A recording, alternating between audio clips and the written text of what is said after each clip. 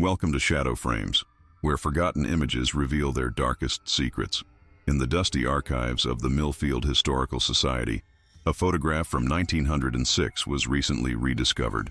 The image, originally thought destroyed in the courthouse fire of 1922, captures what should have been an ordinary summer day, the annual Founders' Day picnic held at Lakeview Park.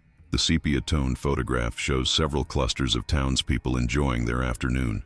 Women in white dresses with parasols, men in straw boaters and light suits, children playing with hoops on the grass. The scene is framed by ancient oak trees, their branches creating dappled shadows across the picnic blankets and wicker baskets. For over a century, the photograph remained missing, mentioned only in town records as the final community gathering before the incident. No one specified what this incident might have been. The record simply noted that the picnic photograph was regrettably lost. When archivist Eleanor Weiss found the image tucked between the pages of an unmarked ledger last month, she initially celebrated the historical discovery.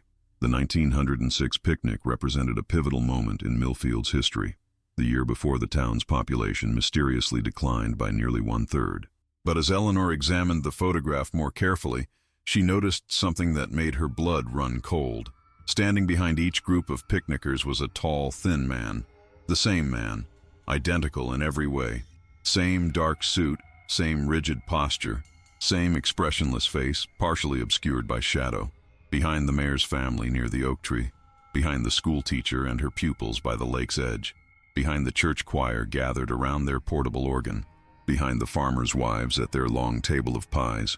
In total, the figure appears 7 times throughout the photograph, each time positioned just behind a different group, standing unnaturally still while everyone else was caught mid-motion, laughing, serving food, playing games.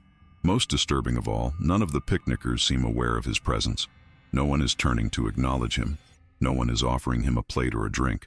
He simply watches, multiplied across the scene like some terrible error in photography. Except the technology of 1906 couldn't possibly create such an effect.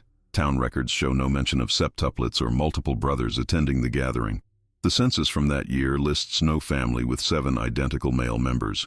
When Eleanor shared her discovery with local historian Dr. James Harmon, he immediately recognized the significance. The decline in Millfield's population began exactly 27 days after this picnic, he noted. 87 people vanished without explanation over the course of 3 months. More chilling still, when Dr. Harmon cross-referenced the groups in the photograph with town records, he discovered something impossible. Each person standing near one of the identical men was among those who disappeared. The photograph raises questions that have no logical answers. Who was this man who appeared multiple times in the same image? How could he be standing behind every group simultaneously? And what connection did he have to the disappearances that would soon devastate the once thriving community of Millfield? The picnic photograph, once thought lost, has returned with its impossible observer, watching, waiting, somehow standing everywhere at once. Eleanor couldn't sleep after discovering the photograph. Her apartment above the Historical Society office provided little separation from the haunting image now locked in the archive room below. Through the floorboards, she felt its presence calling to her, an itch at the back of her mind that wouldn't let her rest. By 3 in the morning, she returned downstairs with a magnifying glass. The photograph had been placed in a protective sleeve and stored in an acid-free box, but she removed it carefully, laying it under the bright desk lamp. The man's features remained frustratingly indistinct, as if the camera itself had refused to capture him clearly. While the picnickers' faces showed the typical minor blur of movement from the era's long exposure times, his face seemed deliberately obscured, not by motion, but by shadow that shouldn't have fallen at that angle given the position of the sun evident from other parts of the image. Eleanor noted other anomalies. The man cast no visible shadow, unlike every other figure in the photograph. His clothing appeared oddly dated even for 1906, more suited to the previous century with its high collar and formal tailcoat. Most disturbing was his height. When measured against nearby objects, he appeared to stand nearly 7 feet tall, yet his proportions seemed unnaturally stretched rather than naturally tall. She hadn't told Dr. Harmon everything. The ledger where she'd found the photograph contained entries about the watcher, described as a tall figure reported by multiple townspeople in the weeks preceding the disappearances. The accounts varied slightly. but all mentioned his tendency to stand motionless for hours, observing from a distance. The town council had apparently dismissed these sightings as mass hysteria following the death of a child, young Thomas Wentworth, who drowned in Lake Millfield 2 weeks before the picnic.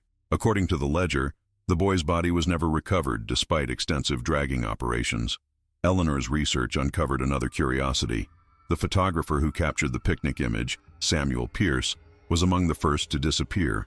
His studio was found abandoned, chemicals still wet in their trays. An unfinished diary entry on his desk read simply, "He is in the negatives. All of them."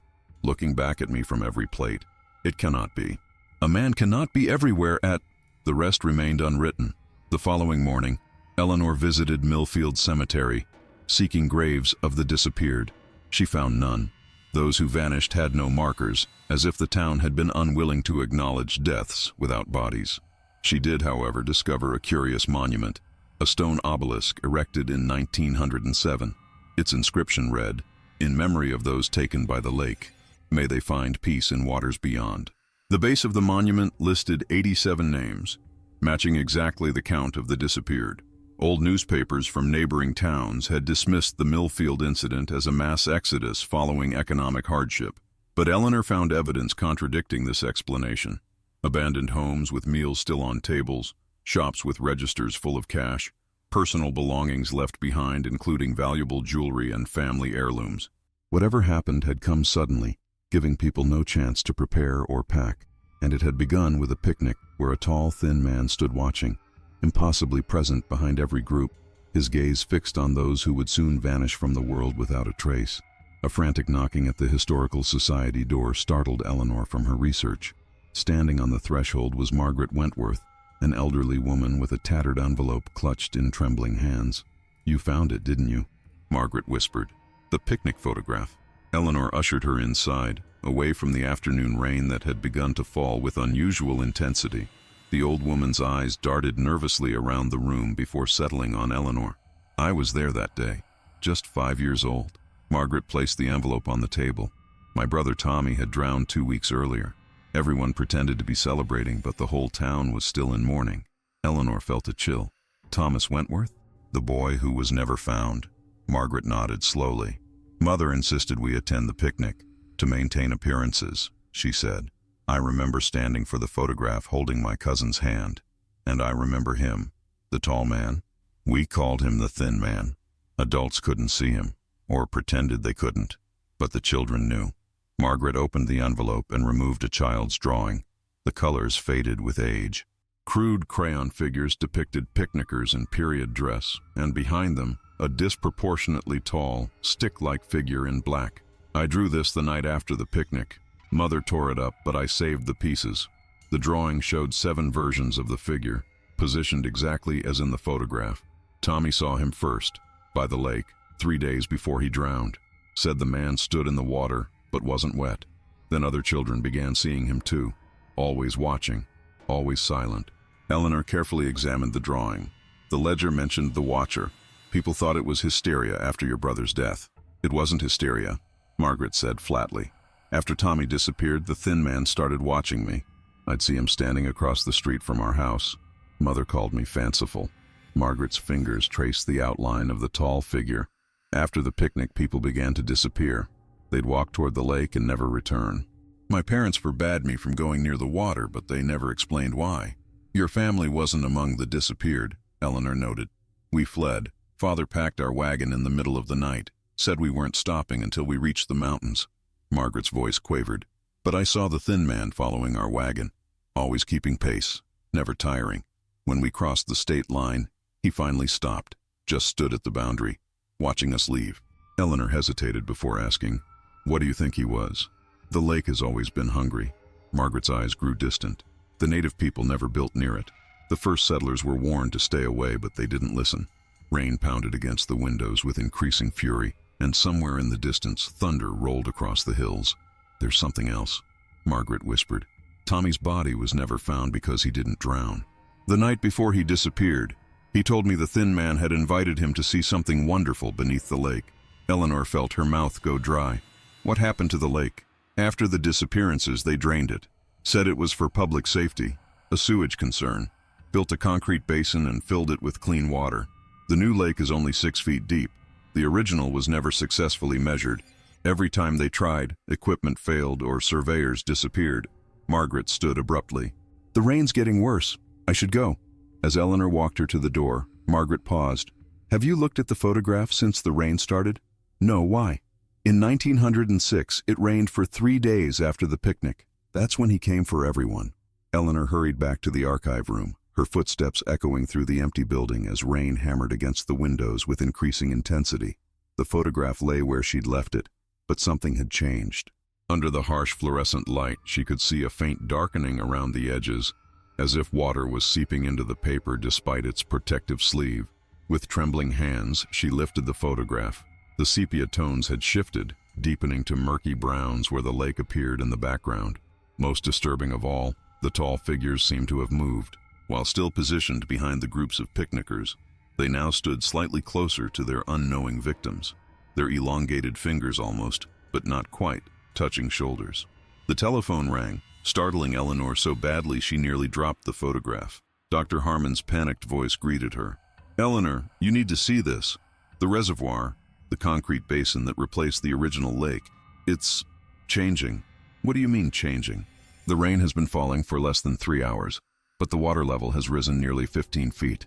That's mathematically impossible given the basin dimensions and the rainfall amount. And it's not just rising, it's darkening. The Department of Water Resources says its testing is normal, but it's almost black now." Through the phone, Eleanor heard the wail of emergency sirens. "They're evacuating the lakefront properties," Harmon continued. "But the strangest thing, people are drawn to it. 3 citizens have already been caught trying to approach the water despite police barricades." Eleanor stared at the photograph. "James, what day is it?" "Tuesday, why?" "No, the date. The full date. August 12th. "Eleanor, what?" "The picnic was held on August 12th, 1906. Exactly 117 years ago today." The phone line crackled with static, Harmon's voice breaking up. "Eleanor, see, downtown. Reports of a tall..." The line went dead. Eleanor grabbed her raincoat and the photograph, sealing it in a waterproof document bag. As she locked the Historical Society door behind her, the rain fell in sheets so dense she could barely see across the street. Through the downpour, she made out a figure standing beneath the old clock tower, unnaturally tall and thin, motionless despite the storm. Her car refused to start. The radio turned on by itself, crackling with interference before a voice emerged, not from the speakers but seemingly from within the dashboard itself. The voice was neither male nor female, neither young nor old, but somehow ancient and waterlogged. "We remember you, Eleanor Weiss. Your grandfather was wise to flee with the others." Eleanor froze. Her grandfather had grown up in Millfield, though he never spoke of it. The cycle renews, the hunger returns. Those who saw us in silver nitrate will see us in flesh. Through the windshield, she saw more figures emerging from the rain, identical to the first, positioned at regular intervals down the empty street, 7 in total. Water seemed to pour from their forms, though they remained perfectly dry, their features becoming clearer as they turned in unison to face her. The same face that had been partially obscured in the photograph was now perfectly visible, and Eleanor recognized it immediately. The hollow cheeks, the deep-set eyes, the solemn expression of a child who had never been found. Thomas Wentworth had returned to Millfield, and he had brought friends. The rain hammered Eleanor's car like liquid bullets as she fumbled for her phone. The call to emergency services connected but yielded only a recorded message about high call volumes. Through streaming windows, she watched the 7 figures slowly converging on her vehicle, water cascading from their elongated limbs without ever seeming to touch them. Her grandfather's journal. She needed his journal. Eleanor had dismissed the water-damaged notebook as the ramblings of a dementia patient during his final days. But now fragments of his writing flashed through her mind. The lake chose some of us, marked us. Our bloodline carries the memory of water. With shaking hands, she tried the ignition again. The engine sputtered, then roared to life. She reversed violently, tires spinning on the flooded asphalt. Through the rearview mirror, she saw the figures simply watching, making no attempt to pursue. They didn't need to chase her. They knew where she was going. 15 minutes later, Eleanor burst into her apartment, soaked and gasping. The power was out, but she found her emergency lantern and retrieved the journal from its box under her bed. As she flipped through water-warped pages, her grandfather's handwriting grew increasingly erratic toward the end. Those who escaped were marked with lake sign. It waits in our blood. The drowned boy is its voice now. When the cycle returns, only copper will turn it away. Ancient people knew. They left warnings in the earth. Eleanor recalled the artifacts in the Historical Society's basement. Copper bowls and implements discovered during the lake draining, dismissed as native ceremonial objects of little significance. Now they seemed desperately important. Her phone chimed with an emergency alert. Flash flood warning, Millfield Basin compromised, seek higher ground immediately. Through her window, Eleanor saw impossible lightning. Bolts that didn't flash across the sky but rose upward from the direction of the lake, illuminating the clouds from below with sickly green light. She fumbled through her kitchen drawers until she found what she needed. Copper wire left over from an art project. She twisted it frantically around her wrist, remembering her grandfather's final entry. They cannot touch what's bound in copper. The old metal burns their water flesh. Her phone rang. Dr. Harmon again. Eleanor, he gasped. I'm at the evacuation center. People are missing. Families reporting members walking out into the storm despite warnings. It's happening again. James, listen to me. Find anything made of copper. Pure copper, not alloy. Wrap it around your wrist. What? Eleanor, I don't understand. Just do it and... She hesitated. The photograph. It's not just a record of what happened. I think it's part of how they marked their targets. Eleanor, you're not making sense. The Wentworth boy, Thomas, he's become something else. The photograph connects to them somehow. Get everyone away from water, any water, even puddles. Through the phone, she heard a commotion, then screams. Harmon's voice became distant, as if he'd lowered the phone. Oh God, they're here. They're coming through the floor. The water is rising through the concrete. The line went dead. Eleanor grabbed her keys and the photograph. She had to get to the Historical Society, to the copper artifacts in the basement. As she opened her apartment door, she found herself facing a wall of water that hung impossibly in the air, not flowing, just waiting. And behind it, 7 elongated silhouettes watched. The copper bracelet around Eleanor's wrist grew warm as the wall of water undulated before her. She clutched the photograph to her chest, its edges now completely darkened, the image bleeding into something new. The picnickers were fading while the tall figures became more pronounced. A memory surfaced. Her grandfather teaching her to swim, his insistence that she never submerge her face. Weiss blood remembers, he'd whispered. The lake will recognize you if it sees your eyes. Eleanor backed away from the hovering water. The hallway offered no escape, but her apartment had one feature that might save her. The old fireplace, its chimney unused for decades. She slammed her door and barricaded it with a bookshelf before climbing into the sooty shaft, the photograph and journal secured inside her jacket. The chimney was barely wide enough for her shoulders as she inched upward. Below, she heard her door splinter, followed by the sound of water flooding her apartment. Not with the chaotic splash of natural water, but with the deliberate pour of something sentient. On the roof, the rain had momentarily slackened. Eleanor could see the town below, parts of it now submerged. Emergency lights pulsed in the distance, but closer was the Historical Society building, its stone structure rising like an island above the rising floodwaters. A sudden instinct made her pull out the photograph. The picnic scene had transformed entirely, now showing only the 7 tall figures standing in a circle around the lake's edge, their arms raised toward its center. In the middle of the photograph, where the lake should be, the image had dissolved into actual water, a miniature pool that dripped from the paper onto the roof tiles. Blood remembers, Eleanor whispered, suddenly understanding. She wasn't running from the entities. She had been summoned. The Weiss family hadn't simply fled Millfield. They had been chosen to preserve the memory until the cycle returned. She made her way across connecting rooftops toward the Historical Society, copper bracelet burning against her skin. Where raindrops touched the metal, they hissed and evaporated. From this vantage point, she could see that the floodwaters were behaving unnaturally, flowing uphill in places, forming perfect circles around certain buildings, rising in vertical columns that defied physics. The Historical Society was just one rooftop away when Eleanor spotted him, a small boy standing on the stone parapet, wearing outdated clothing. Thomas Wentworth, as he had appeared in life, not as the elongated horror he had become. You brought it back, the boy said, his voice somehow audible above the storm. The remembering paper. What do you want? Eleanor called, clutching the photograph tighter. To go home. The boy's eyes filled with inky liquid that spilled down his cheeks. But home won't take us without payment. The 87 who disappeared, where are they? Thomas smiled sadly. Keeping me company, but the door is closing. The lake wants 87 more before midnight. And if it doesn't get them, then it takes the ones with water in their blood. The marked families. The ones who escaped last time. His hollow eyes fixed on Eleanor. Your family. Behind Thomas, the Historical Society's stone walls began to weep water from every crack, as if the building itself were crying. The Historical Society's tears formed rivulets that defied gravity, flowing upward along the stone facade. Eleanor balanced precariously on the edge of the adjacent rooftop, the gap between buildings suddenly looking impossibly wide. Your grandfather knew, Thomas said, his voice rippling like disturbed water. He was supposed to return with the others. The marked ones always come back in the end. Eleanor clutched the copper bracelet. The artifacts in the basement, they were protection, weren't they? Not ceremonial objects. Thomas tilted his head at an impossible angle. The old people understood bargains. They fed the lake regularly.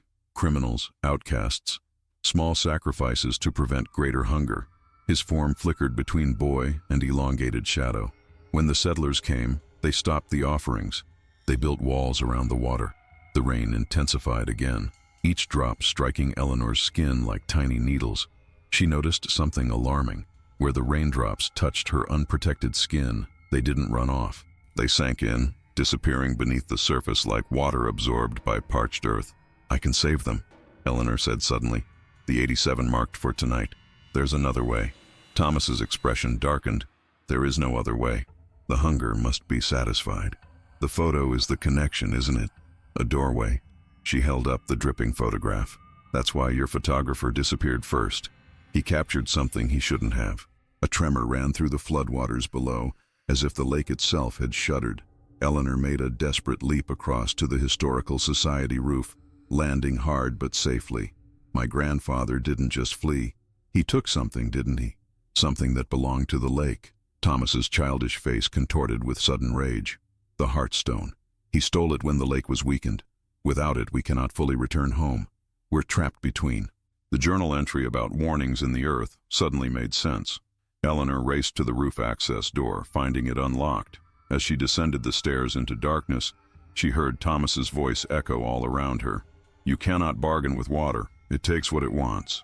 The basement was partially flooded, ankle-deep water covering the floor. Display cases containing the copper artifacts still stood dry on their elevated platforms. Eleanor waded toward them, the copper around her wrist growing almost unbearably hot. Behind the largest display, she found a loose stone in the wall, exactly where her grandfather's journal had included a small, seemingly meaningless diagram. Behind the stone was a small lead box, its surface etched with symbols. Inside lay a stone unlike any Eleanor had seen, neither fully solid nor liquid, its surface constantly shifting between states. It glowed with an internal blue-green light that pulsed like a heartbeat. The moment she touched it, every drop of water in the room recoiled, leaving perfect circles of dry floor around her feet. The stone spoke directly into her mind in her grandfather's voice. The bargain can be renewed, but the price remains the same. 87 souls or one willing sacrifice of the marked bloodline. The building groaned as water pressure built against its walls. Eleanor understood now. Her grandfather hadn't fled out of fear. He had weakened the lake entity by taking its heart, allowing the town to seal away the original lake beneath concrete. Above her, the ceiling cracked. Through the fissure, Thomas's elongated form began to pour downward like liquid shadow, his voice now a chorus of 87 souls speaking in unison. Choose, daughter of Weiss. Them or you. Eleanor clutched the Heartstone against her chest, its pulsating glow illuminating her face in the flooded basement. The choice before her seemed impossible. Sacrifice 87 innocent townspeople or offer herself to an entity that had haunted her bloodline for generations. There must be another way, she whispered, her voice steady despite her fear. The elongated form of Thomas continued to pour through the ceiling crack, his liquid body now surrounding her in a perfect circle. The bargain is absolute. Water does not compromise. But something in her grandfather's journal nagged at her memory, a passage about renewing the cycle rather than completing it. Eleanor suddenly understood the distinction. The lake entity didn't want to end its existence through sacrifice. It wanted to continue its cycle of hunger. "I propose a new bargain," Eleanor said, raising the heartstone higher. "Not 87 souls, not my life, but a different offering." The water surrounding her rippled with agitation. What could you possibly offer that would satisfy a hunger over a century in the making? Eleanor removed the copper bracelet from her wrist, feeling immediately vulnerable as rain began to absorb into her exposed skin. Memory, the one thing water cannot hold on its own. She placed the photograph on the surface of the water, watching as it began to dissolve. The original bargain was broken because people forgot. They built over you, contained you, erased you from their stories. But I can ensure you're remembered. The Thomas entity wavered, multiple voices speaking through him simultaneously. Remembrance is not sustenance, isn't it? What is worship but sustained remembrance? The original people fed you because they remembered your power. Eleanor held the heartstone over the dissolving photograph. "I'm the town archivist. I can ensure your story is told, your power acknowledged. Annual offerings, not of lives, but of recognition." Outside, the rain began to subside slightly, as if the lake were considering her proposition. "You would become our voice," the entity said, Thomas's childlike features briefly emerging from the liquid mass. "The keeper of the water memory." "Yes. And if the town forgets again?" Eleanor met his gaze unflinchingly. "Then you may claim me and all other marked bloodlines. But they won't forget. I'll make certain of it." The heartstone pulsed more intensely as a tendril of water rose up to touch it. In that moment, Eleanor saw visions of the lake's ancient history, centuries of bargains, offerings, the delicate balance maintained until settlers arrived and dismissed old warnings as superstition. "The terms are acceptable," the entity finally said, "but sealing this bargain requires something of you now." Eleanor nodded, somehow knowing what came next. Water seeks water. She submerged her hands in the flood, still holding the heartstone. Immediately, the liquid began to flow into her, through fingertips, wrists, traveling up her arms like ink through paper. Knowledge poured into her mind. Names, faces, the complete history of 87 souls taken in 1906, and the true nature of the lake itself. When the sensation stopped, Eleanor's veins glowed faintly blue beneath her skin. The heartstone had vanished, absorbed into her being. Thomas and his 6 counterparts now stood before her in human form, no longer stretching and distorting. "The keeper accepts the burden," they said in unison. The cycle begins anew. Outside, the rain had stopped entirely. As Eleanor emerged from the Historical Society, she noticed how the floodwaters were already receding, flowing back toward the lake basin with unnatural speed. The streets of Millfield glistened under the emerging moonlight, wet but no longer submerged. She felt different. The heartstone pulsed within her chest, not painfully but with a constant awareness, like a second heartbeat slightly out of sync with her own. Knowledge flowed through her mind in torrents, centuries of memories that weren't hers yet now belonged to her. Citizens emerged from emergency shelters, confused but unharmed. Rescue workers counted heads, finding their numbers complete. No one had disappeared. The bargain was holding. Dr. Harmon rushed toward her, a strip of copper piping still wrapped around his wrist. "Eleanor, thank God. It's the strangest thing. The flood just started retreating. They're calling it a miracle." Eleanor smiled faintly. "Not a miracle, a negotiation."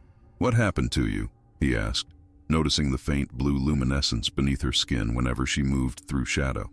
"I've become something new," she replied, feeling the weight of her role, the keeper of Millfield's most important history. That night, Eleanor drafted the new covenant. She would establish an annual lake ceremony, ostensibly a historical reenactment of native traditions, but in truth a renewal of the bargain. The town would acknowledge the water's power, show proper respect, and remember those lost. As she wrote, water beaded on her fingertips, forming words on the page without ink. The entity was guiding her hand, ensuring the terms were properly recorded. The next morning, Mayor Jenkins was surprisingly receptive to her proposal for a Lake Remembrance Festival. "Excellent cultural tourism opportunity," he called it, completely missing the true significance. It didn't matter. The entity only required acknowledgement, not understanding. A week later, Eleanor stood at the lake's edge at midnight. The water was calm, returned to its normal level and color. To casual observers, everything had returned to normal. "They'll never fully comprehend what happened, will they?" she asked the still surface. 7 ripples appeared, moving against the breeze. "You understand now why your grandfather fled," came Thomas's voice from the depths. Carrying our heart was too much for him. He feared becoming more water than man. Eleanor touched her chest where the stone pulsed. "And that's what will happen to me? Eventually. All keepers join us in time." She gazed across the dark water. "How long? That depends on you. Fight the transformation and suffering follows. Accept it gradually and you may have decades." Eleanor nodded, accepting her fate. She had saved 87 lives and established a new covenant. The price seemed fair. As she turned to leave, Thomas spoke once more. "Eleanor Weiss, do you know why we chose your family line as keepers?" She paused. "Because we tried to escape?" The lake's surface trembled with what might have been laughter. "Because Weiss means white in the old tongue, and white is the color of surrender." Eleanor felt the heartstone pulse more strongly as she realized the entity had planned this outcome centuries ago, patiently waiting for the proper keeper to emerge, someone who would bargain rather than flee. The waters had chosen Eleanor, but she soon discovered this relationship was far more reciprocal than she had initially understood. In the weeks following the rainfall, Millfield underwent subtle transformations that only she could fully perceive. The town's relationship with water shifted. Gardens flourished despite minimal irrigation.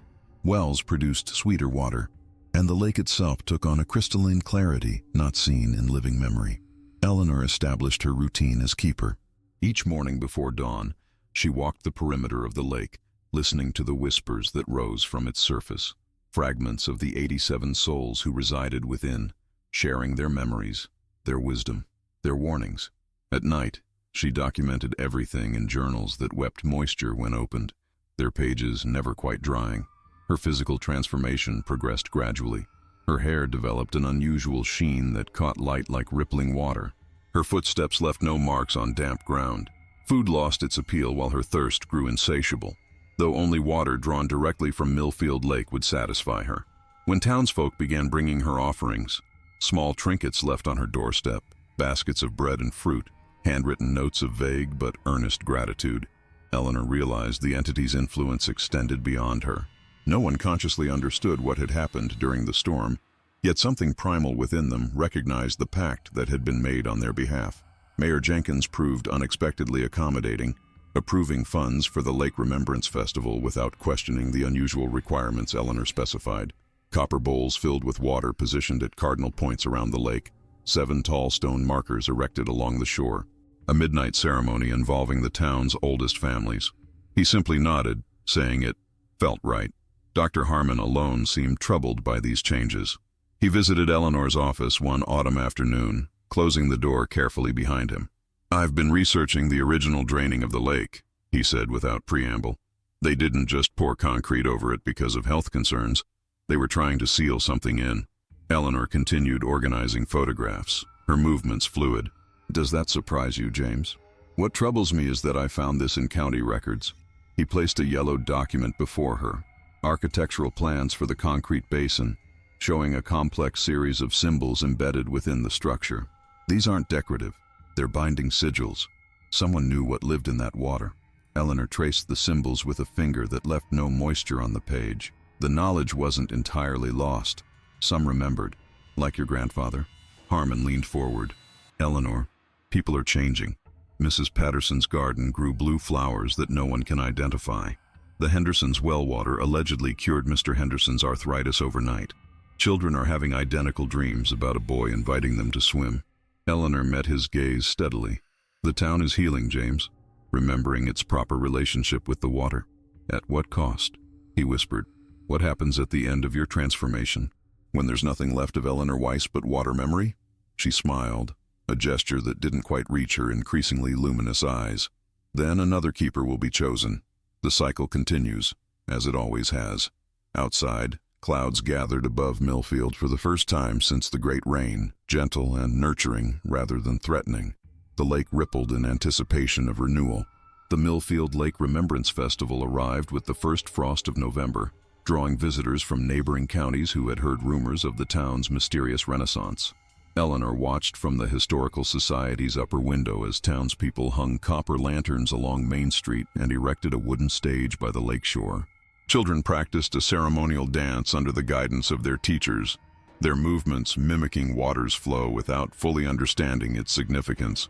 Eleanor's reflection in the window revealed how dramatically her transformation had progressed. Her eyes now shimmered with an internal luminescence that shifted between blue and green depending on her proximity to the lake. Her skin had taken on a translucent quality at the extremities, fingertips and wrists showing veins that pulsed with the same rhythm as the heartstone embedded within her. A soft knock interrupted her contemplation. Margaret Wentworth stood in the doorway, looking considerably healthier than during their previous encounter. "You found a way," the elderly woman said simply. "You became the bridge." Eleanor nodded. "Did you know this would happen? Is that why you brought me the drawing?" Margaret's weathered hands trembled slightly as she placed a small wooden box on Eleanor's desk. "My grandmother was nearly chosen before your grandfather took the burden. Our families have always been alternatives to each other." Inside the box lay a silver pendant depicting 7 elongated figures standing in a circle, their arms raised toward a central stone of deep blue labradorite. "The keeper's emblem," Margaret explained, "passed down through watching families. We couldn't approach the lake directly, but we maintained the memory in case the covenant needed renewal." "How many families know?" Eleanor asked, slipping the pendant around her neck. Where it touched her skin, tiny ripples formed, as if her flesh had momentarily become liquid. "Originally 7, now just 2, yours and mine, though neither of us had children to continue the line." Margaret gazed out the window toward the festival preparations. "This may be the last cycle." Eleanor felt the heartstone pulse with sudden urgency. "Unless I find a successor, the transformation will accelerate after the festival," Margaret warned. "You have perhaps 1 year before you join them completely." From the street below came the sound of ceremonial drums, their rhythm matching the pulse within Eleanor's chest. The townspeople had instinctively recreated ancient patterns without instruction. "There's something else you should know," Margaret whispered. "The Heartstone wasn't the only thing your grandfather took. In his final days, he spoke of the vessel, something that could contain the lake's essence if the covenant ever needed to be broken permanently." Eleanor felt the water within her recoil at these words. Whatever this vessel might be, the entity feared it. Where would he have hidden such a thing, she asked, fighting against the sudden resistance in her own body. Margaret's gaze drifted toward the mountains visible through the window. "Where water cannot easily follow. In the abandoned copper mine that once belonged to our family. Nothing from the lake can enter its tunnels. They say the metal in the earth repels it." As darkness fell over Millfield, the festival lanterns cast copper-hued reflections across the lake's surface. Within those reflections, 7 elongated figures watched and waited for their ceremonial rebirth. The night of the festival transformed Millfield in ways both visible and hidden. As townsfolk circled the lake holding copper lanterns, Eleanor led them in reciting the carefully crafted ceremonial words, phrases that seemed like poetic historical tribute, but were in fact the precise terms of the renewed covenant. When midnight struck, Eleanor waded into the shallows. The water parted around her legs rather than wetting them, recognizing its keeper as neither fully human nor fully water. She raised the pendant Margaret had given her, and for a brief moment, the lake's surface mirrored the sky perfectly, stars below matching stars above, creating the illusion of infinite depth. "We remember," the townspeople chanted, unknowing vessels for ancient promises. As Eleanor submerged the pendant, 7 ripples expanded outward, touching the shore at precisely the spots where the tall stone markers stood. For an instant, the figures of Thomas and his counterparts appeared, visible to all present, no longer terrifying but solemn, guardians rather than hunters. Children gasped in recognition of the boy from their dreams. Adults murmured in confusion at the familiar yet impossible sight. But no one fled, no one screamed. Something primal within them understood this was not a haunting but a homecoming. The ritual complete, Eleanor sensed the heartstone settling more comfortably within her chest, its pulse now perfectly synchronized with her own heartbeat. The covenant was sealed. 2 days later, Eleanor visited the town library's restricted archives, searching for information about the vessel Margaret had mentioned. Ancient mining records revealed the copper mine had once been called Sanctuary Shaft, its deepest tunnel curiously named the Vessel Chamber on maps dating to 1873. Among her grandfather's personal effects, which she had never fully examined, Eleanor found a tarnished key with a label so faded she could barely read it. Last resort. When she touched it, the key remained dry despite her increasingly fluid nature, the first object that water couldn't penetrate. More tellingly, the heartstone recoiled within her, creating a painful hollowness beneath her breastbone. That night, Eleanor dreamed of Thomas standing in her bedroom, his form now permanently caught between boy and water. "You seek the vessel," he said, no accusation in his voice, only resignation. "I need to understand all parts of my role," Eleanor replied. Thomas approached her bed, leaving no footprints despite his dripping form. "The vessel was created by those who feared us. If used, it would draw all water memory into itself, not just us, but all beings of our kind throughout the world. It would end you," Eleanor whispered. "It would end everything connected to water," Thomas corrected. "The rain would fall empty. Rivers would flow without memory. The sea would forget its tides." He placed a cold, damp hand on her forehead. "And you, keeper, would become hollow, neither human nor water, but absence." Eleanor woke, gasping, her body momentarily losing cohesion before reforming. On her nightstand, a small puddle had formed in the exact shape of a child's handprint. The heartstone pulsed an urgent question. Was she truly seeking knowledge, or was she seeking an escape from her inevitable transformation? Eleanor drove toward the abandoned copper mine as dawn broke over the mountains, the key from her grandfather's belongings weighing heavily in her pocket. The heartstone protested with each mile she traveled away from the lake, sending waves of discomfort through her transforming body. Her car radio cycled through stations without her touching it, fragments of voices and music merging into whispered warnings. "Turn back, keeper. Some knowledge brings only sorrow." But Eleanor pressed on. The road narrowed and deteriorated as it climbed, eventually becoming little more than a rutted path through dense pine forest. She parked where vehicular passage became impossible and continued on foot, following coordinates from the ancient mining maps. The entrance to Sanctuary Shaft was nearly invisible, reclaimed by nature and deliberately obscured. Vines with peculiar copper-hued leaves grew in a perfect circle around the opening, their arrangement too precise to be natural. Eleanor recognized them from her grandfather's journal sketches, water-repelling botanicals, cultivated specifically to guard against lake intrusion. As she approached, her body responded strangely. Her fingertips, now almost completely translucent on most days, solidified back to human flesh. The constant moisture that gathered on her skin whenever she was away from water evaporated instantly. Most disturbingly, the heartstone fell silent for the first time since she'd absorbed it. The silence was both relief and warning. The mine entrance was sealed with a copper door, green with age but structurally intact. The key fit perfectly but turned with painful resistance, as if the mechanism itself were fighting her intrusion. When the door finally swung open, the air that escaped was impossibly dry and carried the scent of earth untouched by water for generations. Eleanor's modified flashlight, wrapped in copper wire as a precaution, revealed a tunnel that descended at a gentle slope. The walls glittered with copper deposits, some forming intricate patterns that resembled the sigils from the lake basin's architectural plans. As she ventured deeper, Eleanor experienced something unprecedented: thirst.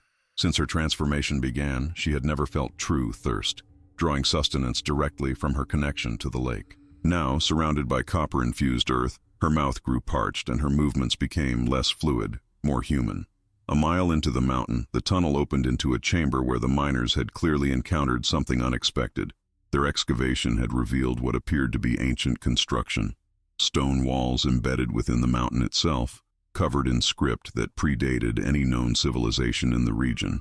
At the chamber's center stood a copper pedestal, supporting a glass vessel unlike anything Eleanor had ever seen. The glass, if it was glass at all, shifted colors as her light played across it, sometimes transparent, sometimes opaque. The vessel's shape defied conventional geometry, appearing to fold inward upon itself while simultaneously extending beyond its physical boundaries. Etched into the pedestal was a single line of text in her grandfather's handwriting. "When water remembers too much, only emptiness can restore balance." Eleanor reached toward the vessel, her fingers trembling. The moment before contact, she glimpsed her reflection in its surface. No longer the woman who had entered the mine, but someone caught between worlds. In one eye, she saw herself as she might have been without the transformation. In the other, she saw the complete water being she would eventually become. The vessel offered a third path, one of neither memory nor forgetting, but something else entirely. Eleanor's hand closed around the vessel, its surface neither cold nor warm, but somehow resistant to temperature itself. The moment of contact sparked an instantaneous reaction. The copper in the walls pulsed with amber light, and the vessel briefly became so transparent that it appeared to vanish entirely before solidifying again in her grip. Within her chest, the heartstone awoke with violent intensity, its rhythms frantic and desperate. Images flooded Eleanor's mind. Thomas drowning in 1906, not as victim, but as willing sacrifice. The 87 souls walking into the lake in perfect formation. Her grandfather fleeing with the stone, his body gradually returning to human form with each mile he put between himself and Millfield. "This isn't meant for me to use," Eleanor whispered, understanding dawning as she studied the impossible vessel. "It's meant to give me choice." The vessel hummed in response, its structure seeming to fold inward upon itself even as it remained solid in her hands. She recognized it now as something that existed partly outside conventional reality, a container designed to hold that which cannot be contained. A sudden rumble shook the chamber, dust cascading from the ceiling. Eleanor looked back toward the tunnel and saw what she had feared. Water was forcing its way through, defying the copper's repellent properties through sheer pressure and will. The lake had followed her, pushing against its own limitations out of desperation. Through the advancing moisture, Thomas's voice echoed. "The vessel was created by those who feared extinction, but consider what is lost when memory dissolves." Eleanor clutched the vessel to her chest, feeling its emptiness calling to the heartstone. "What happens if all water memory ends?" "Balance collapses," came the reply as tendrils of water formed Thomas's silhouette at the chamber entrance. "Drought where flood belongs, flood where drought serves purpose. Storms without pattern, seasons without transition. Human memory alone cannot maintain the world's water cycles." The advancing water stopped precisely at the threshold of the chamber, unable to cross the final barrier of concentrated copper. Thomas's form solidified more than Eleanor had ever seen, appearing almost fully human. "I was like you once," he said softly, "a keeper who sought escape from the transformation. I brought the heartstone to this very chamber, vessel in hand." Eleanor felt the weight of revelation. "You chose to become water instead." Thomas nodded. "I saw what emptiness would bring, so I returned to the lake willingly, taking the heartstone with me. I surrendered to become something greater. But my grandfather stole it back," Eleanor whispered, "disrupting the cycle. Not stealing, reclaiming. Each keeper must make this choice themselves." Thomas gestured to the vessel. "Empty the water memory if you wish. Return to humanity. But know that another will be called, and the lake will hunger more fiercely for having been denied." Eleanor looked down at her hands, one clutching the vessel of emptiness, the other now almost entirely translucent. The keeper's pendant around her neck pulsed in counterpoint to the heartstone. Choice crystallized into perfect clarity as water and copper faced each other across an ancient threshold. Eleanor stood at the precipice of understanding, the vessel in one hand, her other transformed limb catching the amber light of the copper chamber. She felt the heartstone's frenetic pulsing within her chest, not fighting against her consideration of the vessel, but communicating something deeper. "There's a third choice, isn't there?" she asked, looking directly at Thomas's nearly human form. "Not surrendering completely to water, not emptying the memory, but something else entirely." Thomas's expression shifted to one of surprise. "How could you know?" "Because water and memory are not opposites. They're interconnected." Eleanor placed the vessel back on its pedestal. "My grandfather didn't steal the heartstone to break the cycle. He took it to preserve the knowledge until someone came who could maintain proper balance." She approached the threshold where Thomas stood, copper and water meeting in perfect tension. With deliberate gentleness, she extended her transforming hand toward him while keeping one foot firmly within the copper chamber.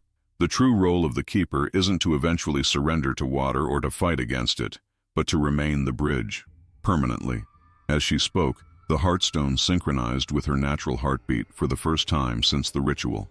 "That's why I feel most complete at the lake's edge. Not fully submerged, not fully separate." Thomas's eyes widened with recognition. "No keeper has ever suggested this. All eventually chose one realm or the other." Eleanor smiled as understanding crystallized. "Because they believed they had to. The vessel and the heartstone aren't opposing forces. They're counterbalances. One preserves emptiness, one preserves memory. Together, they create equilibrium." She removed the pendant from around her neck and held it between them. 7 figures in a circle, not drowning victims, but guardians standing at the boundary. This was never about sacrifice, but about vigilance. The water comprising Thomas's form trembled, and through it, Eleanor sensed the attention of 87 souls, listening intently. "My grandfather knew," she continued. "That's why he left both the Heartstone and the key to find the vessel. Not for me to choose between them, but to understand their relationship."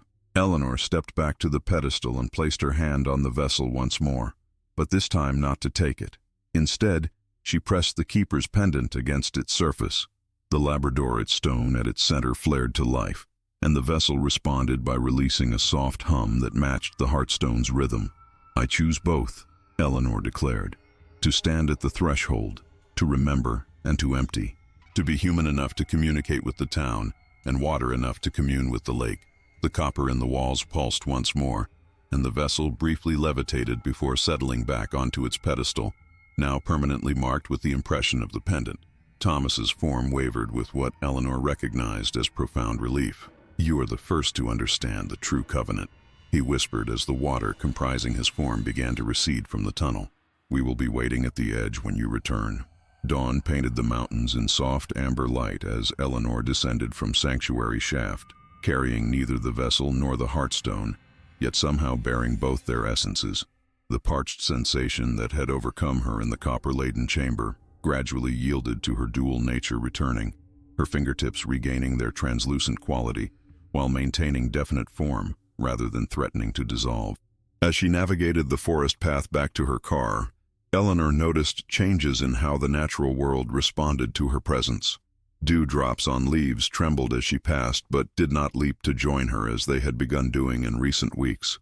The morning mist parted around her respectfully rather than attempting to merge with her transforming flesh. The Heartstone within her chest now pulsed with measured cadence, neither frantically resisting the copper's influence, nor overwhelming her humanity with water memory. She had established a boundary condition, a permanent liminality that would allow her to fulfill the true keeper's purpose. When Eleanor reached Millfield, she found the town changed in subtle ways. Citizens nodded to her with newfound respect, sensing the resolution within her, though they couldn't possibly understand its nature. The festival decorations remained, now integrated into the town's everyday appearance. Copper accents on buildings, stylized water symbols painted on doorways, 7 tall markers visible from any vantage point around the lake. Dr. Harmon waited on her porch, concern etched across his features. "You were gone all night," he said, rising to meet her. The lake, it became agitated, waves without wind. "It was worried," Eleanor replied, her voice carrying new harmonics that seemed to resonate with the water glasses on her porch table. "But balance has been restored." She invited him inside, where she explained as much as a non-keeper could comprehend, that Millfield would continue its annual remembrance, that the lake would remain benevolent as long as proper respect was maintained, and that she would serve as intermediary between worlds. "And this transformation you've been undergoing?" Harmon asked, gesturing to her increasingly otherworldly appearance. "It has found its equilibrium," she answered. "I will continue to change, but never completely. The threshold is where I belong." That evening, Eleanor walked to the lake shore alone. 7 ripples formed on the surface as she approached, and Thomas emerged, boy-shaped but unmistakably water, to meet her at the edge. "The others feared you might choose emptiness," he said. "After so many keepers surrendered completely, we never considered the middle path." Eleanor smiled, dipping her transforming hand into the lake while keeping her human feet firmly on shore. Perhaps that's why the cycle kept requiring renewal. Balance cannot exist when forced to choose between extremes. The waters stirred as 87 souls shifted beneath the surface, their century-long exile now transformed into purposeful guardianship, with Eleanor as their bridge to the world above. "What happens now?" Thomas asked. Eleanor looked out across Millfield, to the historical society where forgotten stories waited to be properly remembered, to the mountains where the vessel maintained its vigilant emptiness, and to the townspeople who had unknowingly entered a covenant as old as water itself. "Now," she said, "we remember together." As the seasons cycled through Millfield, Eleanor's dual existence settled into rhythmic balance. She maintained her human form while at the historical society, documenting the town's evolving relationship with water memory. At the lake's edge, each dawn and dusk, her body shifted toward its aqueous nature, light passing through her limbs, thoughts flowing between her consciousness and the 87 souls beneath the surface. The townsfolk adapted to their keeper with remarkable ease, Children brought her interesting stones found along the shore, instinctively understanding these might contain fragments of memory worth preserving. Elderly residents shared dreams in which they conversed with loved ones long departed, not realizing these were genuine communications facilitated through Eleanor's threshold existence. Margaret Wentworth passed away peacefully in winter, leaving Eleanor a collection of journals dating back 7 generations, detailed accounts of the watching families who had maintained knowledge of the covenant while waiting for a true keeper to emerge. Through these texts, Eleanor discovered her lineage, and Margaret's had been intertwined for centuries, their ancestors taking turns approaching or retreating from the responsibility Eleanor now balanced. Most revealing was a letter addressed to Eleanor personally, written by Margaret decades earlier, as if she had always known who would fulfill this role. The vessel and the heartstone were never meant to be separate. Their division created the cycle of hunger and appeasement that has haunted our families. Your grandfather realized too late that taking the heartstone without understanding its counterbalance would only delay the reckoning. But he saw something in your future that gave him hope, the capacity to stand between worlds without surrendering to either. This explained why both families had tracked each other across generations, maintaining proximity while avoiding direct confrontation with the lake's power. They were waiting for the precise bloodline combination that could sustain liminality. During the spring equinox, Eleanor made an important discovery while transcribing water memories into the archive. Thomas had not been randomly selected by the lake entity. He was a distant relative of both watching families, a child with natural affinity for threshold existence. His drowning had been a tragic miscalculation by the entity, which had recognized his potential, but lacked a human keeper to explain what was being offered. "I thought I was being invited to see wonders," Thomas explained when Eleanor shared this revelation. "Instead, I became water before understanding what that meant." "Is that why you've maintained your sense of self more than the others?" Eleanor asked. The boy-shaped water nodded. "I was meant to be what you are now. The bridge. When that failed, I became the voice instead, preserving enough humanity to communicate when the next potential keeper appeared." This understanding transformed their relationship. Thomas was neither victim nor manipulator, but a predecessor who had lacked the knowledge Eleanor now possessed. His century of exile had been a holding pattern, waiting for the proper balance to be restored. The copper mine revealed its final secret when Eleanor returned with this new perspective. Inscriptions previously indecipherable suddenly clarified. They weren't warnings against the water entity, but instructions for maintaining equilibrium between vessel and heartstone, emptiness and memory, human limitation and water transcendence. The transformations throughout Millfield deepened as summer approached. Gardens flourished with plants displaying peculiar hydrophilic properties, blossoms that followed Eleanor's movements as she passed, roots that grew in patterns resembling the 7 markers around the lake. The town's artesian wells, once ordinary in their output, now produced water with subtle healing properties that local doctors quietly documented while attributing recoveries to improved nutrition and exercise. Eleanor completed her transcription of the 87 souls' memories, creating an archive that existed in dual form: conventional historical records accessible to researchers, and water-infused pages that shifted their contents depending on who viewed them and how much truth they were prepared to comprehend. She had become adept at moving between worlds, her nature flowing between states as naturally as water itself. Dr. Harmon had become her most trusted human confidant, carefully documenting the physiological aspects of her transformation. "Your cellular structure maintains human organization," he explained during one examination. "But the molecular components can shift between solid and liquid states without surrendering cohesion. It defies everything we understand about biology." "Perhaps our understanding has been incomplete," Eleanor replied, watching her arm temporarily dissolve into clear liquid before reforming. "Water and memory are fundamentally interconnected. We think through electrochemical signals in water-based solutions. Our DNA swims in cellular fluid. Perhaps this isn't transformation so much as recognition of what we've always been." The vessel in the copper mine had stabilized the heartstone's influence, creating the equilibrium Eleanor's grandfather had sought but couldn't achieve alone. She visited monthly, maintaining the balance through her presence at the threshold. During these pilgrimages, she brought copper-infused water from the mine back to the lake, and took a small measure of lake water to the vessel chamber, completing a circuit that had been broken for generations. Thomas had begun teaching her to perceive water memory beyond Millfield. On nights when the moon reflected perfectly on the lake's surface, Eleanor could extend her awareness through connected waterways, feeling the movement of rivers to the ocean, sensing rain falling continents away, experiencing the slow passage of glacial melt into ancient aquifers. All water remembers, Thomas explained as they stood at the border where shore met lake. But few waters are conscious in the way our lake has become. That's why the vessel was created, not to empty memory entirely, but to prevent one consciousness from overwhelming all waters everywhere. Eleanor understood now why the ancient people had established the covenant. Water's memory was essential to Earth's balance, but concentrated water consciousness could potentially draw all moisture toward itself, disrupting natural cycles worldwide. The keeper's role was to maintain separation while honoring connection, exactly the liminality she had embraced. As the anniversary of her transformation approached, Eleanor made preparations for Millfield's second Lake Remembrance Festival.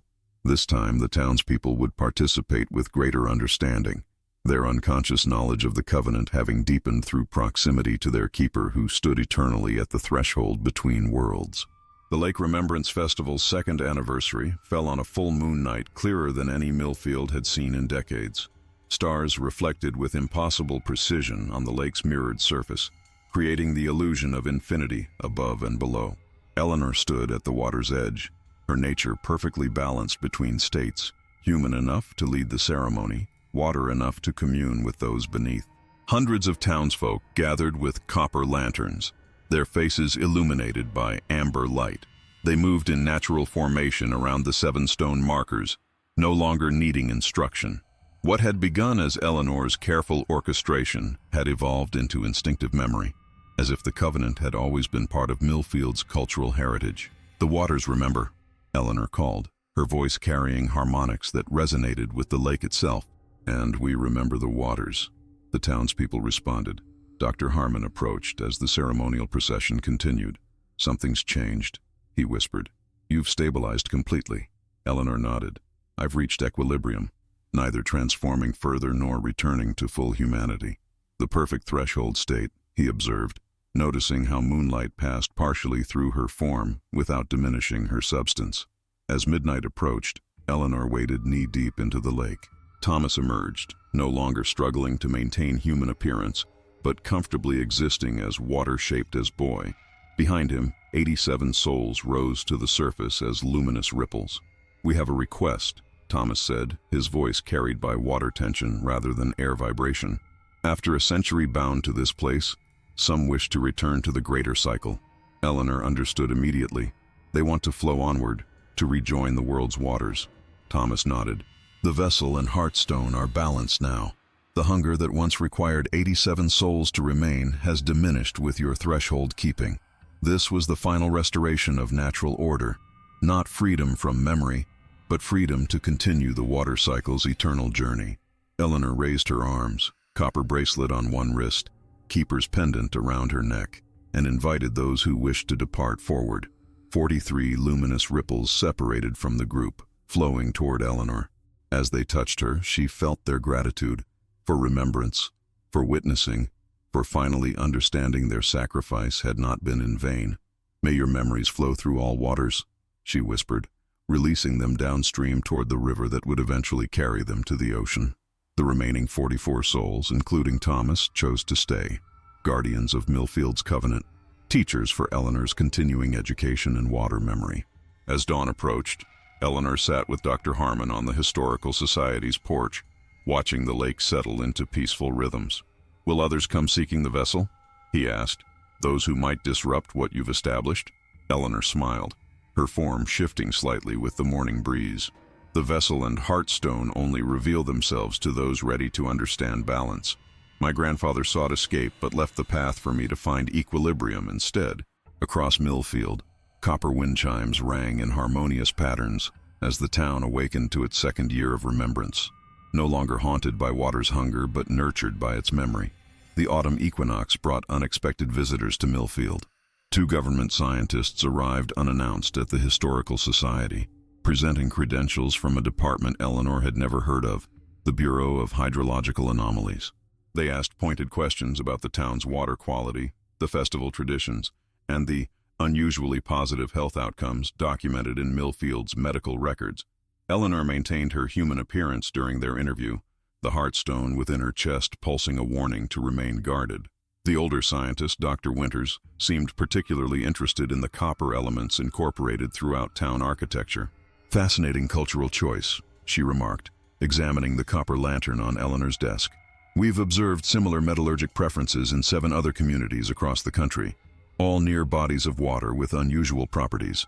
After they departed, promising to return with equipment for standard testing procedures, Eleanor immediately visited the lake. Thomas materialized as she approached, his watery form agitated. "They've found the others," he said without preamble. "The 7 sisters." Eleanor froze mid-step. "What sisters?" "The other lakes. The other keepers." Thomas gestured across the water. "Did you think ours was the only consciousness that formed? There are 7 throughout this continent, each with their own covenant, their own keeper, their own balance between vessel and heartstone." The revelation struck Eleanor with sudden clarity. The 7 elongated figures in the photograph weren't multiple manifestations of the same entity. They were representatives of 7 different water consciousnesses, appearing together at a crucial moment when all covenants were threatened. "The 1906 picnic," Eleanor whispered. "It wasn't just our lake responding to danger.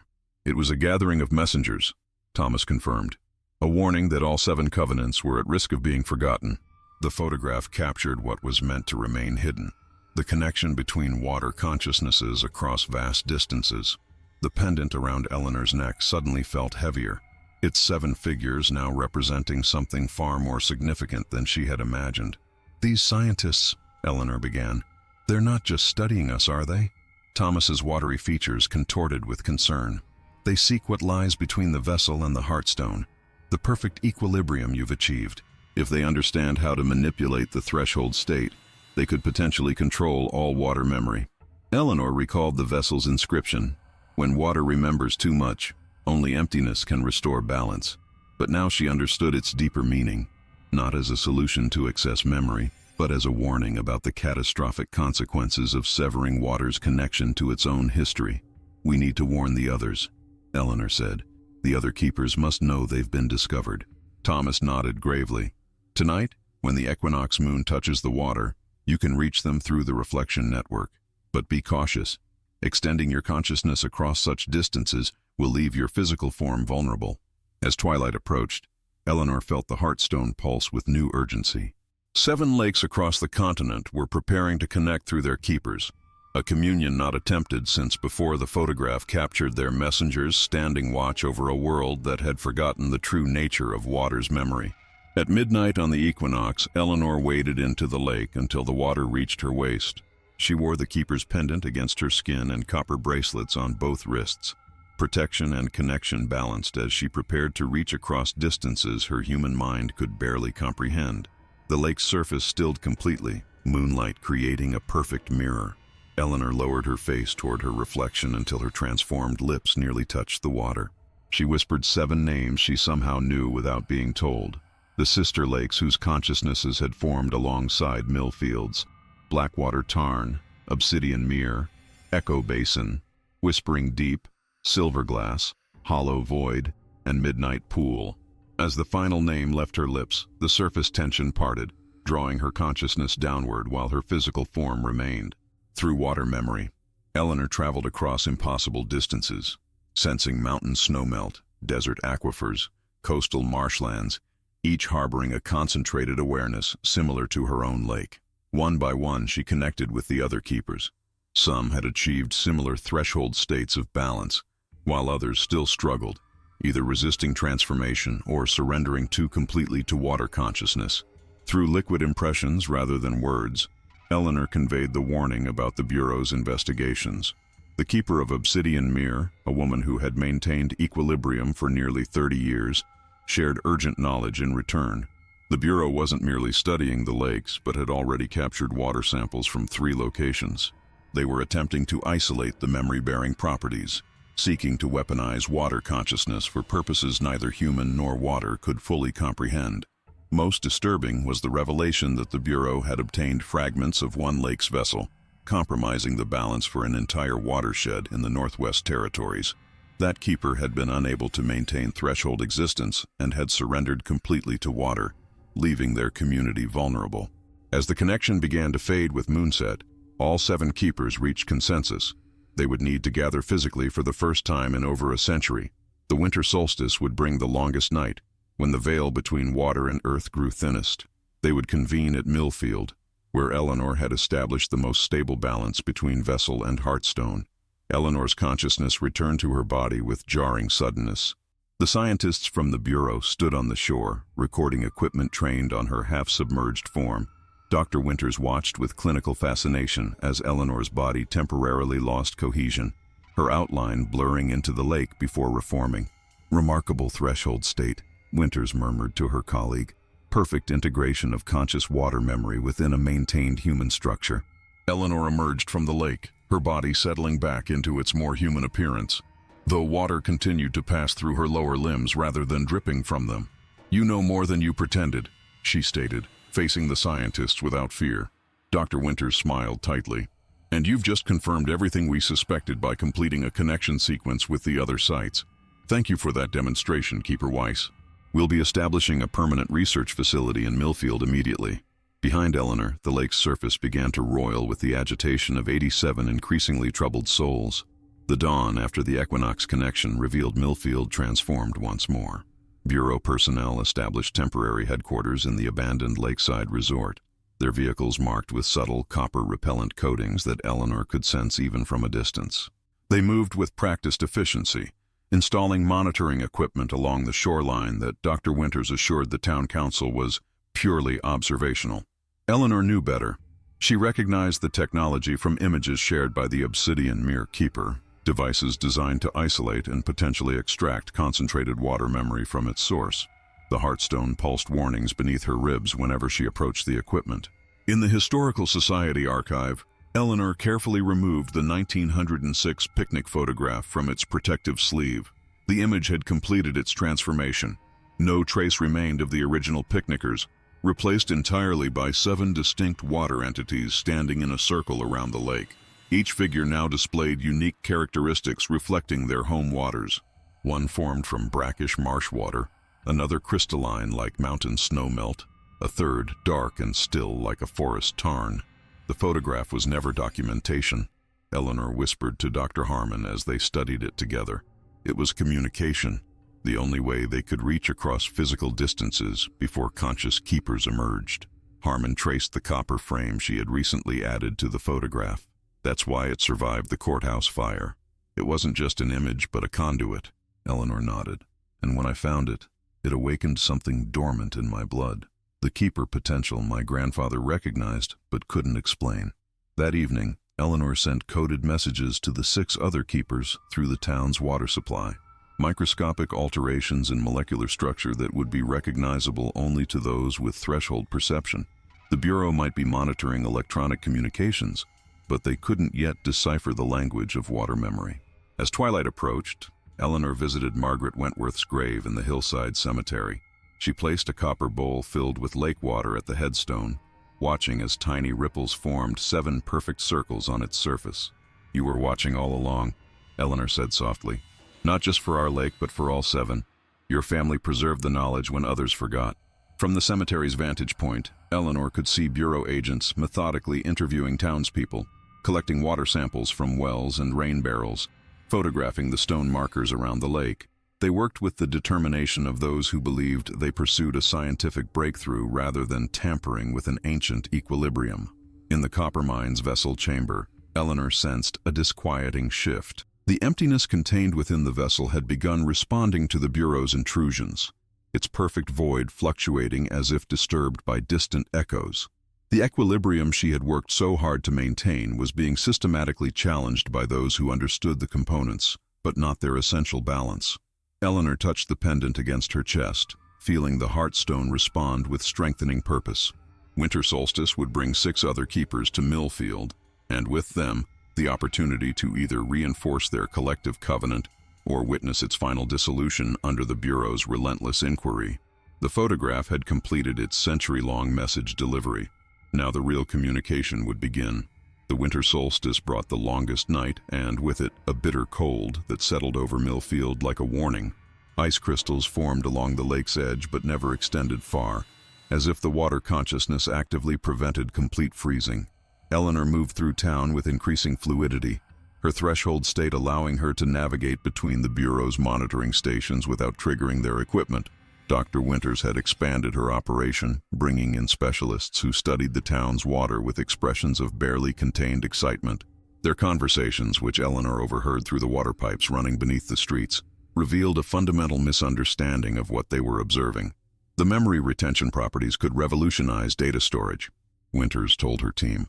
Imagine entire libraries contained within a single drop, accessible through the right electrical stimulation. What they failed to comprehend was that water memory wasn't merely information storage, but consciousness itself, not a technology to be harnessed, but an ancient awareness to be respected. Each attempt to isolate and extract these properties further destabilized the delicate balance Eleanor maintained between vessel and heartstone. As sunset approached on the solstice, Eleanor felt the arrival of the first sister keeper, a presence entering Millfield's watershed through groundwater channels that bypassed Bureau monitoring. The keeper of Whispering Deep appeared beside her as she stood in the Historical Society basement, water coalescing into humanoid form before stabilizing into the appearance of an elderly man with eyes like deep wells. "You've maintained remarkable balance," he observed, his voice rippling like gentle current. "Our midnight pool keeper has surrendered almost entirely to water state." By midnight, all 6 had arrived through various water channels, condensing from pipes, emerging from melting frost, rising from puddles that shouldn't have existed in the freezing temperature. Each keeper displayed a different point on the transformation spectrum, from nearly human to barely maintaining coherent form. They gathered in the vessel chamber, the only location in Millfield totally secure from Bureau surveillance. The copper mine hummed with ancient energy as 7 keepers stood together for the first time since the Covenant's creation. "The Bureau has recovered fragments of Hollow Void's vessel," said a keeper whose form shimmered between states with each word. "They believe they're studying a meteorological anomaly, but they're actually dismantling a cornerstone of Earth's hydrological balance." Eleanor placed the 1906 photograph in the chamber's center. This was the warning. The water consciousness's new interference would come eventually. The keeper of Obsidian Mere, whose mastery of threshold existence rivaled Eleanor's, stepped forward. "What the Bureau doesn't understand is that separating water from memory doesn't harness its power. It unleashes something far more dangerous. Empty water seeks to fill itself again, drawing consciousness from anywhere available, including human minds," added the barely corporeal keeper of Midnight Pool. Eleanor felt the heartstone pulse with sudden clarity. That's what the vessel truly contains. Not emptiness, but potential. And that's what we must protect above all. The 7 keepers joined hands, forming a circle that mirrored the photograph as the longest night reached its darkest point, and the final confrontation with the Bureau became inevitable. As dawn broke on the winter solstice, 7 keepers emerged from the copper mine, their forms shimmering between states, a living manifestation of the threshold they had sworn to protect. They approached the lake where Bureau personnel had established a perimeter of extraction equipment designed to separate memory from water. Dr. Winters looked up from her instruments, momentarily speechless as she witnessed 7 impossible beings advancing in perfect formation. "Extraordinary," she whispered, signaling her team to record everything. Eleanor stepped forward, the heartstone pulsing visibly beneath her translucent skin. "You seek to harness what you cannot understand," she said, her voice carrying both human warmth and water's ancient resonance. "On the contrary, Ms. Weiss," Winters replied, "we understand perfectly. Water memory is the most significant discovery of our century, a biological data storage system with unlimited potential." The 6 other keepers positioned themselves at intervals matching the stone markers around the lake's edge. Thomas and the 44 souls who had chosen to remain rose to the surface, creating a boundary of ripples that defied the December cold. "What you're attempting will destabilize more than just Millfield," Eleanor warned. "The 7 watersheds we protect regulate weather patterns across the continent. Disrupt one, and you risk catastrophic consequences everywhere." But Winters was unmoved. "Progress requires risk, Ms. Weiss." As she activated the extraction sequence, the keepers made their final move. Each removed their pendant and placed it upon the frozen shore, creating a perfect circle of copper and labradorite. Within moments, the lake surface mirrored precisely what had been captured in the 1906 photograph. 7 figures standing in guardianship, neither threatening nor retreating, simply watching. The Bureau's equipment began to malfunction, readings spiking beyond measurable limits before displays shattered. The ground beneath the research station trembled as water memory surged through soil long thought impermeable. "What have you done?" Winters gasped as her carefully constructed extraction field collapsed. "We've shown you what you're truly studying," Eleanor answered. "Not a resource to be harvested, but a boundary to be respected." The Heartstone and vessel reached perfect equilibrium in that moment, their counterbalancing forces creating a demonstration of what truly dwelled within Millfield's waters. Not merely memory, but wisdom accumulated through millennia of Earth's hydrological evolution. In the weeks that followed, the Bureau quietly withdrew, their classified reports concluding that water consciousness was fundamentally incompatible with extraction methodology and recommending preservation of natural watershed systems instead of further interference. Eleanor continued her threshold existence, neither fully human nor completely water, but perfectly positioned to maintain the covenant. The townspeople of Millfield embraced their role as guardians of something greater than themselves, incorporating copper and remembrance into every aspect of community life. The 1906 photograph now hangs in the Historical Society's main gallery, encased in copper and constantly shifting, sometimes showing picnickers enjoying a summer day, sometimes revealing 7 watchers standing sentinel. Visitors often report that their reflection appears momentarily in the lake's surface when they stand before it, a gentle reminder that all humans are primarily water themselves, carrying memories beyond their understanding. In the vessel chamber deep within the copper mine, Eleanor periodically renews the equilibrium, ensuring that water remembers precisely what it should and forgets what it must, the perfect balance between presence and absence, memory and potential. Another photograph, another dark secret revealed. Until next time, this has been Shadow Frames.